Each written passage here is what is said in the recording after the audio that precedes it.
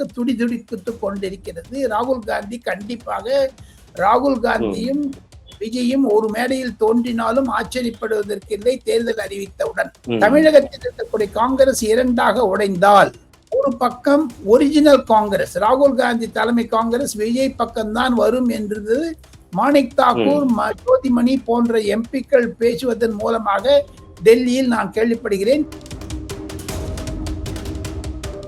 September மாதத்தில் கரூரில் நடந்த துயர சம்பவத்தை நான் தொலைபேசி மூலமாக ஆறுதல் செய்ய கூப்பிடுகிறேன் என்று கூப்பிட்ட ராகுல் காந்தி தமிழக வெற்றி கழகத்தினுடைய தலைவர் விஜயுடன் பேசிய பிறகு மு.க.ஸ்டாலினுக்கு வந்ததே கோபம் தலையை வெடித்து கொண்டு போய்விட்டது.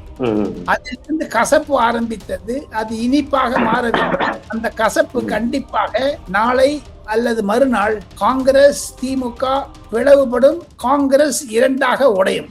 1967 தமிழக அரசியலை, தமிழக சட்டமன்ற நாடாளுமன்ற தேர்தல் குறைந்து 10 அல்லது 9 பார்த்திருப்பேன். இந்த நான் அரசியல் நிருபராக டெல்லியில் 1980 தினமணியில் சேர்ந்தேன். அதிலிருந்து இன்று வரை நடந்த பல தேர்தல்களில் எல்லாமே சீக்கிரம் முடிவாக சுகமாக இருக்கும். திமுக அதிமுக என்ற ஒரு பேர் இயக்கங்களுடைய நடுவே தான் போட்டி இருந்தது. ஆனால் விஜய் வந்த பிறகு நிலைமை மாறிவிட்டது, தளம் மாறிவிட்டது, தலைகள் மாறிவிட்டன. அதனால்தான் இந்த குழப்பம்.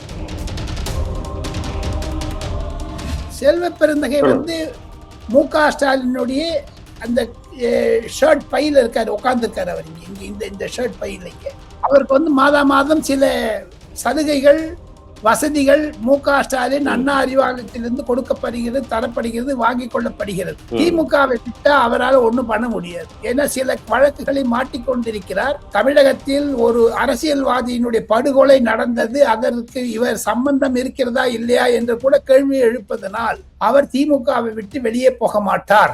இந்த ஜனநாயகன் படம் வராது இருக்கிறது. கரூர்ல நடந்த விஷயத்தெல்லாம் நெசுக்கி கசக்கி முறுக்கி என்னென்ன பண்ண முடியுமோ கான்சென்ட்ரேட் பண்ணி கிரஷ் பண்ணாங்க. கிரஷ் பண்ணத்தினுடைய வெடி சத்தம் தான் காங்கிரஸ். அதற்கு முதல் காரணம் மு.க.ஸ்டாலின் செய்த ஒரு மாபெரும் தவறு. தன்னுடைய மகனை அவசரமாக முதலமைச்சர் என்று முன்மொழிந்தார்.